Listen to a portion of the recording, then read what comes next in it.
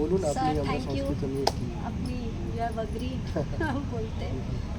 তো আমার প্রশ্ন ছিল যে সবাই বলে সংস্কৃত শেখাও, সংস্কৃত কিন্তু আমি দেখছি নর্মাল লাইফে বিশেষ করে ইউজ হচ্ছে না, আমি বাচ্চাদের কেন শেখাবো?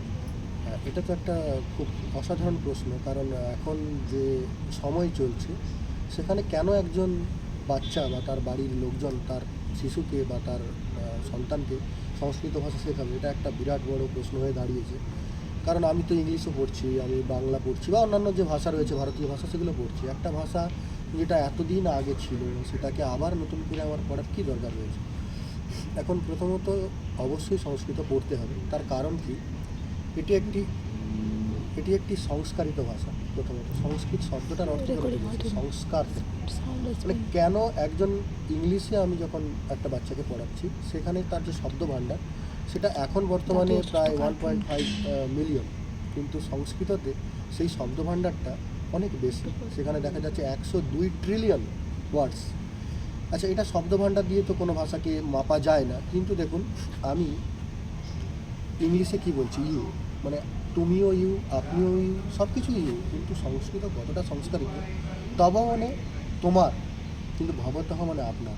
আমরা সাধারণত ভবান বা ভবতী শব্দটা ব্যবহার করি মানে প্রত্যেককেই সম্মান দেওয়ার জন্য, এবং আমরা যখন কথোপকথন করি প্রত্যেককে মহোদয় বলে সম্বোধন করি বা মহোদয়া বলে সম্বোধন করি। মহোদয় শব্দের অর্থ যার থেকে আমি মহান উদয় দেখতে পাচ্ছি, অনেক কিছু পাচ্ছি। একজন ব্যক্তিকে যখন আমরা সম্মান করি তখন তার থেকে সম্মান পাওয়া যায়, সম্মান করলেই তবে কিন্তু সম্মান পাওয়া যায়। এবং দেখুন, যে সমস্ত মূল গ্রন্থ যেগুলো শিখলে একজন মানুষ হয়ে উঠতে পারে, তার মধ্যে সবথেকে বড় যে গ্রন্থ আদিকাব্য রামায়ণ, মহাকাব্য বলা হচ্ছে, ঠিক এপিক শব্দটার সঙ্গে রামায়ণ যায় না। কিন্তু মানে এপিকের যে লক্ষণ, যেটা ইউরোপিয়ান যে কালচার, সেখানে সেই লক্ষণের সাথে রামায়ণটা ঠিক যায় না। কারণ রামায়ণে রামচন্দ্রের জীবন যদি, অবশ্যই বাল্মীকি রামায়ণ, সেই বাল্মীকি রামায়ণে রামচন্দ্রের জীবনের যদি অধ্যয়ন করা যায়, এবং সেটা অবশ্যই সংস্কৃত ভাষাতে, তার কারণ এখানেই সংস্কৃত ভাষার গুরুত্ব। যে আমি চাইলে ইংলিশেই পড়ে নিতে পারি, হিন্দিতেও পড়ে নিতে পারি, বাংলায় পড়ে নিতে পারি, কিন্তু একটা শব্দ দেখুন, হরিতে উঠিয়া হরি, হরিতে লাগিল, হরি মানে ব্যাং, হরি মানে সিংহ, হরি মানে হরণ করা, কিন্তু আমি কোন হরির অর্থ নেব? আমি যদি সংস্কৃত না জানি, একটা শিশু যদি সংস্কৃত না জানে, হরি ব্যাখ্যাকার বা যিনি কমেন্টেটর তিনি যা লিখছেন সেটাই আমাকে মেনে নিতে হচ্ছে, কিন্তু হয়তো তিনি ঠিক লেখেননি, হয়তো তিনি সংস্কৃতে পারঙ্গত নয়, মানে কিন্তু আমি আমাদেরকে নিজে পড়ে আমার মানে লাগা। কিন্তু আমাদেরকে পরনির্ভর হতে হবে। কিন্তু আমি যদি সংস্কৃত ভাষাটা জানতাম, তাহলে রাম, ভগবান শ্রীরামচন্দ্রের যে জীবনচরিত, এবং একজন আদর্শ মানুষ রামের মতো হওয়া উচিত, রাবণের মতো নয়। শ্রেষ্ঠ বন্ধু ভগবান শ্রীরামচন্দ্র, শ্রেষ্ঠ পতি মানে স্বামী যেটাকে বলে ভগবান রামচন্দ্র। এবং বাল্মীকি রামায়ণে আপনি হয়তো জানেন বা প্রত্যেকে জানে যে সীতার অগ্নি পরীক্ষা নেই, যেটাকে এত ছড়ানো হয়েছে, বা অন্যান্য রামায়ণগুলো পড়ে, অন্যান্য রামায়ণ যে কোনো একটা জায়গার রামায়ণ সেখানে সেখানকার মতো করে রামকে প্রেজেন্ট করেছে। ধরুন বাঙালি একজন পুরুষ কেমন বা বাঙালি একজন নারী কেমন, সেই দৃষ্টিভঙ্গিতে রাম সীতাকে প্রেজেন্ট করছে, কিন্তু সেটা তো মূল রামায়ণ নয়। কোনো লেখকের আবেগ সেখানে মিশ্রিত। এরকম আমি শকুন্তলার ঘটনা, সেখানে দুর্বাসার অভিশাপ কালিদাস অ্যাড করলো তার কাব্যশৈলী বানানোর জন্য, কিন্তু সেটা তো আসল ঘটনা নয়। তো সেখানে দেখানো হচ্ছে যে দুষ্যন্ত কিছুই জানতেন না, অথচ তিনি জানতেন। তার একটা বিশেষ কারণ রয়েছে। এই জিনিসগুলো কাব্যশৈলীর ব্যাপার, কিন্তু তার মানে এটা আসল ঘটনা নয়। আর রামায়ণ কিংবা মহাভারত এটা কোনো ইতিহাস, এটা কোনো অলৌকিক ইতিহাস নয়, এটা ঘটে যাওয়া ইতিহাস। মানে হয়েছে, তার নিদর্শন শুধু ভারতবর্ষে নয়, পুরো দক্ষিণ পূর্ব এশিয়াতে পাওয়া যায়। যদি না হতো বা ঘটতো তাহলে তার নিদর্শন এত জায়গা জুড়ে থাকতো না। তো ঠিক এই জায়গাটাতেই গীতা, রামায়ণ, মহাভারত, বেদান্ত, উপনিষদ যাই বলি না কেন, সেগুলো কিন্তু কেবলমাত্র সংস্কৃত ভাষাতেই লেখা হয়েছে। সংস্কারিত হতে গেলে সংস্কৃত ভাষা শেখা অত্যাবশ্যক। তার কারণ ব্যাখ্যা করে বলছি, কারণ দেখুন আজকের ইউরোপের যে দেশগুলো রয়েছে, আমেরিকার যে দেশগুলো রয়েছে, সেখানে তারা পড়াশোনা করছে, আমাদের থেকে অনেক বেশি করছে বা স্টাডি করছে, কিন্তু সেখানে দেখা যাচ্ছে আত্মহত্যার প্রবণতা বাড়ছে। এখন যদি বাইরের রাজ্যগুলোতে দেখেন, কারণ তাদের মধ্যে ডিজায়ার, ডিপ্রেশন, এই জিনিসগুলো অনেক বেশিভাবে আসছে, কারণ তারা একটা মানুষের সাথে কীরকম ব্যবহার করা উচিত সেটা জানে না। হয়তো রামায়ণের শিক্ষাটা, মহাভারতের শিক্ষাটা তাদের কাছে পৌঁছায়নি, কেন না তাদের মধ্যে সংস্কৃত ভাষা নেই। আমাদের মধ্যে সেই ভাষাটা রয়েছে, তারা একটা গল্পের আকারে সেটাকে গ্রহণ করছে। আমি রামায়ণটা একটা স্টোরি, একটা জাস্ট শিশু সাহিত্য, বা মহাভারত একটা স্টোরি, আবার সেখানে সে শুনছে হেরি বাস দ্রৌপদী 5টা বিবাহ করেছিল, ইস, খুব বাজে সাহিত্য, এটা পড়া যাবে। কিন্তু তার পেছনে যে একটা বিশেষ কারণ রয়েছে, এবং সেখানে মহাভারতে কোট করে লেখা রয়েছে যে এটা বিশেষ কারণে করা, এটা সাধারণ জনমানসে বা সাধারণ মানুষের জন্য প্রযোজ্য নয়, এবং সেটা পাপ, সেটা করা যাবে না। সেটা তো না জেনেই তারা সেটাকে গল্পের আকারে গ্রহণ করছে, বলছে গল্প পড়ে আমাদের কি যাবে। এখন বর্তমানে ইউরোপের বা প্রাচ্য দেশগুলোতে সংস্কৃতের প্রবণতা বাড়ছে, বা যোগ দর্শন এবং যোগ যে আসন সেগুলোর প্রবণতা বাড়ছে, রামায়ণ মহাভারত নিয়ে প্রবণতা বাড়ছে, তারা জানছে। কিন্তু সেই জানাটাও একটা জায়গায় সীমাবদ্ধ হয়ে যাবে যদি সংস্কৃত ভাষা না থাকে। আর ভাষাটা এতটাই মধুর, এটা গবেষণা বলছে, মানে নাসাতেও গবেষণা করে বলছে যে বহির্বিশ্বের সঙ্গেও সম্পর্ক স্থাপন করতে গেলে যদি এলিয়ান বলে কিছু থেকে থাকে, এখনও প্রমাণিত নয়, তাহলে সে কিন্তু সংস্কৃত ভাষাই বোঝে। তার কারণ অনেক সময় সংস্কৃত ভাষার ওয়েব থেকে ফিডব্যাক এসছে যেটা অন্য কোনো ভাষা থেকে আসেনি। এগুলো অনেক সময় আমরা জার্নালে পড়েছি। আর কম্পিউটারের, মডার্ন কম্পিউটারের ভাষা তো সংস্কৃত, এটা তো একদম স্বীকৃত। তার কারণ কোডিং ডিকোডিং যে সিস্টেমটা সেটা অষ্টাধ্যায়ী থেকে এসছে। এবং কোডিং ডিকোডিং কীভাবে এসছে, ধরুন একটা সূত্রের পরে আরেকটা সূত্র অনুবৃত্তি হচ্ছে, তারপরে আরেকটা সূত্র অনুবৃত্তি হচ্ছে, একটা মাঝখানে একটা বিরাট বড় গ্যাপ রয়েছে, আবার 5টা সূত্রের পরে একটা শব্দ ফিরে আসছে। তো এটা যে বুঝে নেওয়া এবং সেই সূত্রটাকে ডিকোড করে 5টা সূত্রের পরে একটা সূত্র হচ্ছে, এই পুরো সিস্টেমটা থেকে এসছে আজকের কোডিং যে ব্যাপারটা। আমি কর্ণাটকা ইউনিভার্সিটিতে গেছিলাম, ওখানে ডক্টর শিবানী, কর্ণাটকা সংস্কৃত ইউনিভার্সিটির ভিসি, ভাইস চ্যান্সেলর, ওনারা এটা নিয়ে প্রচুর কাজ করছেন এবং ওনারা ওয়েবসাইট বানিয়ে এগুলোকে সংগ্রহ করছেন। তো আমাদেরও বাংলায় বা আমরাও যদি এরকম, এখন তো আইকেএস ইন্ডিয়ান নলেজ সিস্টেমের অনেক রিসার্চের সুযোগ দিচ্ছে যে এগুলোকে তুলে আনুন। কারণ এই মূল ছাড়া, একটা গাছের শেকড় ছাড়া যেরকম গাছ বাঁচতে পারে না, সেরকম মূল যে ভাষা, যে ভাষা পৃথিবীর সব ভাষার মধ্যেই ছড়িয়ে রয়েছে। সবথেকে মানে অবাক করা বিষয়, অনেকে জানেই না, সব থেকে বেশি সংস্কৃত ভাষার নিদর্শন রয়েছে বাংলা ভাষা। মানে বাংলা যে ভাষাটা পুরো সংস্কৃতর সঙ্গে একদম মানে কানেক্টেড। কেন বলছি, বাংলায় তদ্ভব তৎসমার বৈদেশিক। তদ্ভব মানে কি, সংস্কৃত থেকে হয়েছে, তৎ মানে সংস্কৃত, তৎসম মানে সংস্কৃতের সমান, মৃগ, তৃণ, সংযত, এই যে শব্দগুলো পুরো ডিরেক্ট সংস্কৃত থেকে চলে এসছে। আর যেগুলো ধরো আমি বলছি খাদামি, খাদামি থেকে খাবো মানে খাচ্ছি, এই খাচ্ছিটা খাদামি থেকে এসছে। হ্যাঁ, তারপরে বলছি গচ্ছামি, যাচ্ছি, সেখান থেকেই এসছে। তারপরে নয়ামি, নিচ্ছি, এই নয়ামি থেকেই কিন্তু নিচ্ছি এসছে। পিবামি থেকে পান করছি, সেই জন্য আমরা একটু বুঝতে পারি, বোঝা যাচ্ছে। পিবামি পান করছি, ধাবামি মানে ধাবন করছি, বাংলায় বলছি না আমরা ধাবন করছি, সেটা তো ধাবামি থেকে এসছে। তো এই যে এসছে আগচ্ছে, এই যে মিল, আগতবান আগতবতী, আগচ্ছতি মানে আসছে, আসছে আগচ্ছতি, কতটা মিল, মানে এটা তৎভব মানে সংস্কৃত থেকে তার উৎপত্তি হয়েছে। তো বাংলা ভাষায় সব থেকে বেশি এর মিল রয়েছে সংস্কৃত ভাষার সঙ্গে।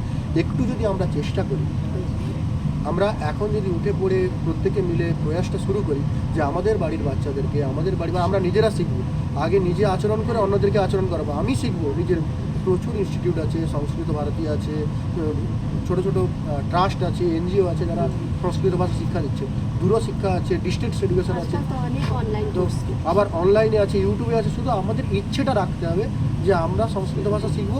তাহলে কী হবে, আর আরও এটা প্রমাণিত যে অন্য ভাষা অধ্যয়নের থেকে সংস্কৃত ভাষা অধ্যয়ন করলে মনে রাখার যে স্মৃতিশক্তি এটা অনেক গুণ বেড়ে যায়। দেখা যায় যে যারা শ্লোক চ্যান্টিং করে, যারা বেদ তো পুরো মনে রাখতো, শ্রুতি মনে মনে, সেটা সংস্কৃত ভাষায় রচিত। আজকের দিনে আপনি দেখবেন যারা বড় বড় রামায়ণের ব্যাখ্যাকার বা মহাভারতের ব্যাখ্যাকার, যারা শুধু ইংলিশ পড়ে ব্যাখ্যা করছে তারা ভুলে যাচ্ছে। কিন্তু যারা মূল শ্লোক অধ্যয়ন করেছেন তারা কথায় কথায় শ্লোক বলছে। কারণ এই যে সুর বা ছন্দ, এটা মনে বেশি থাকে। মানে আমাদের ব্রেন সাধারণ গদ্যের থেকে পদ্যটাকেই কিন্তু মানে মেন নিতে পারে। এবং এটা আপনি দেখতে পাবেন যে আমাদের মূল সাহিত্য, বিশ্ব সাহিত্য, শুধু ভারতীয় সাহিত্য নয়, পুরো বিশ্ব সাহিত্য শুরু হয়েছে পদ্য দিয়ে। রবীন্দ্রনাথ ঠাকুর প্রথম জীবনে লেখা শুরু করছেন বিশ্বকবি। হ্যাঁ, তাহাতে কদলিক দলি পিপিলিকা গেল চলি, এরকম কবিতা লিখছেন প্রথমে। জল পড়ে পাতা নড়ে পাগলা হাতি মাথা নাড়ি। তার মানে পদ্য দিয়েই কিন্তু সাহিত্যের শুরু। এবং গদ্য লেখা যতটা সহজ, পদ্য লেখা ততটা সহজ নয়। কারণ পদ্যের মধ্যে অনেক ছন্দ রয়েছে, তার লৌকিক ছন্দ, বৈদিক ছন্দের ব্যাপার থাকে, তার মধ্যে লঘু গুরু ভাগ থাকে, হস্র দীর্ঘ থাকে, দ্রুত থাকে, সেগুলোকে অনেক চিন্তা ভাবনা করে তবু সেখান থেকেই শুরু হলো। সেখান থেকেই শুরু হলো, কারণ এটাই আমাদের ভারতীয় জ্ঞান পরম্পরা। ভারতীয় জ্ঞানটা কঠিনতা থেকেই শুরু হয়েছে। মানে আমরা বলি যে সরলাৎ কঠিনং প্রতি, সরল থেকে কঠিন দিকে, কিন্তু না, আমরা উল্টো হয়েছি। আমরা আস্তে আস্তে মানে কি মূর্খ হতে থেকেছি। মানে অনেকে জ্ঞানী থেকে জ্ঞানী হয়। আমাদের পূর্বপুরুষরা যে আর্কিটেকচার, সিভিল সায়েন্স, স্থাপত্যবিদ্যা, কলাবিদ্যা, আজকে কৈলাস পর্বত দেখুন, 100 কিলোমিটার মধ্যে ওই পাথর নেই যে একটা পর্বত কেটে একটা কৈলাস মন্দির বানিয়েছে। এখন ওই রকম মন্দির কোনো স্থাপত্যবিদ বানাতে পারছে না। কেন বানাতে পারছে না? তার মানে আমাদের যে সনাতন স্থাপত্যবিদ্যা, আমাদের যে সনাতন জ্ঞানবিদ্যা বা পরম্পরা, সেটা কতটা উন্নত ছিল যে মডার্ন সায়েন্স পর্যন্ত তার কাছে এখনো পৌঁছাতে পারছে না। তো আমরা আস্তে আস্তে আস্তে আস্তে লোক সমৃদ্ধ হয়, আমরা সেখান থেকে আস্তে আস্তে আস্তে আস্তে নিচের দিকে চলে এসেছি। এবং তখন সূত্র গ্রন্থ তৈরি হতো, যে একটা সূত্র ধরে করে দিল এক লাইনে, অথাৎ ব্রহ্ম জিজ্ঞাসা। সেই সূত্রটা ব্যাখ্যা, অনুব্যাখ্যা, টিকা, উপটিকা কতভাবে ভেঙে বললে এখন আমরা বুঝতে পারছি, কিন্তু তখনকার দিনে যারা পণ্ডিত ছিলেন তারা একটা লাইন থেকেই বুঝে নিতেন যে আমি কী বলতে চাইছি। এখন আমাদের ব্যাখ্যাকারদের উপরে নির্ভর হতে হচ্ছে। তো এই ভাষার অধ্যয়নের কয়েকটা লাস্ট আমি দিক বলে দিই। এক, আমরা মনে রাখার, বাচ্চা যারা ছোটো ছোটো শিশু বা যারা যুবক যুবতী, তারা অনেক বেশি মনে রাখতে পারবে। দুই, এই ভাষা তুমি পড়াশুনো করলে বা ভাষার চর্চা করলে বিদেশে যে কোনো দেশে গেলে ভারতের বাইরে সে সম্মান পাবে, এবং সেখানে সে নিজের বৃত্তি, পড়াশুনো করার পরে যে চাকরি বাকরি বা নিজের জীবন ধারণ করতে পারবে খুব সহজেই।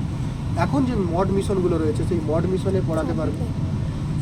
মিলিটারির মধ্যে ডিফেন্সে একটা পণ্ডিত বলে পদ রয়েছে, সেটা শুধুমাত্র সংস্কৃত ভাষা পড়লেই পাওয়া যায়, এটা অনেকে জানেই না।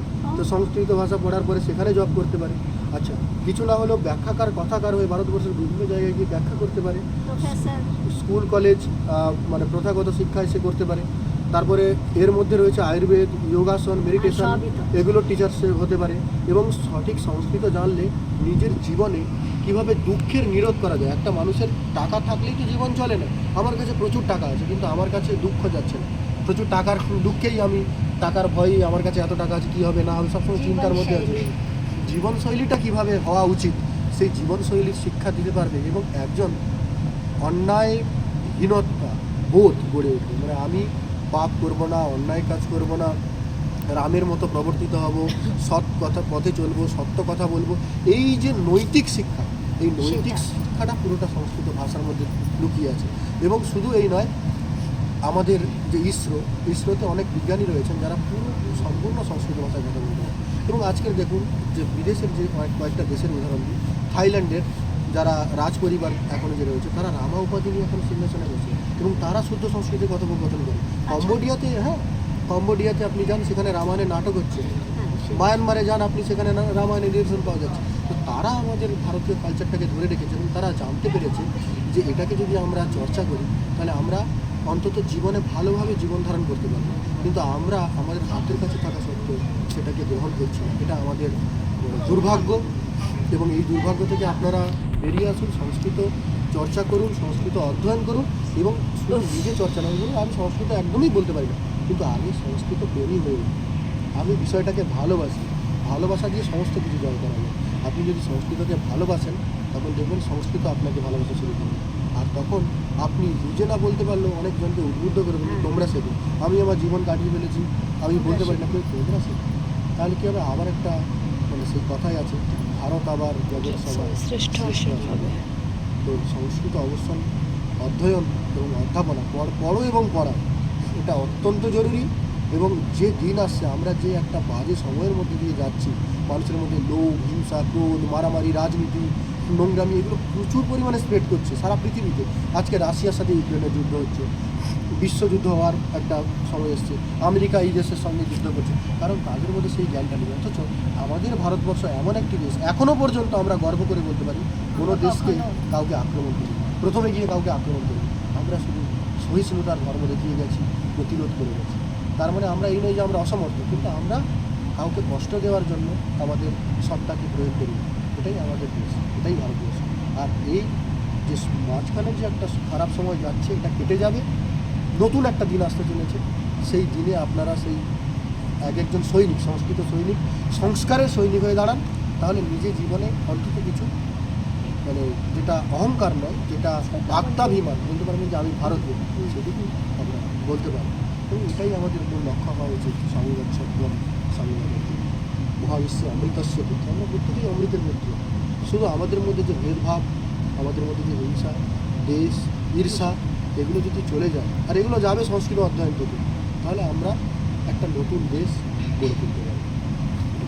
ধন্যবাদ, অনেক অনেক অনেক কিছু শুনলাম, দেখি যত ছড়াতে পারি। না, আমরাও সেই হ্যাঁ, আপনারা তো তাই কর্মকাণ্ডের মধ্যে করছেন। রয়েছে, বাকিরাও করুক, এটাই আমাদের প্রত্যেকের কাছে অনুরোধ, প্রার্থনা করেন।